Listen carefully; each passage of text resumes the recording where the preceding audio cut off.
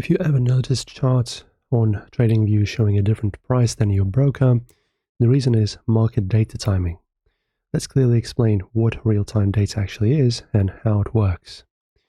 So first off, guys, in order to start even looking at that, make sure you create an account and then you go to Products and Super Charts.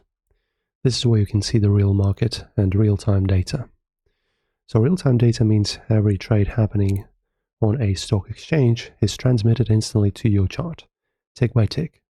You are seeing the live market, not an estimate. So without a data subscriptions, many exchanges only provide delayed quotes. For stocks, the delay is usually about 15 minutes. That means you're analyzing past market conditions. Why exchanges charge for it? So, important concept here. Tradingview does not actually own stock market prices.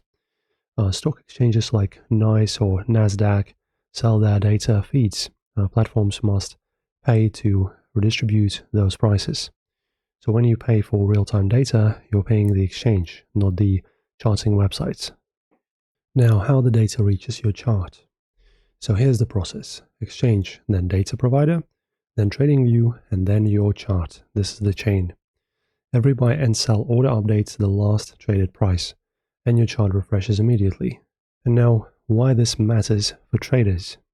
So real-time data is critical for day traders, scalpers, options traders, but for long-term investors, delayed data is often enough.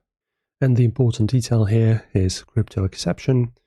Crypto markets usually show real-time data automatically because exchanges distribute it differently.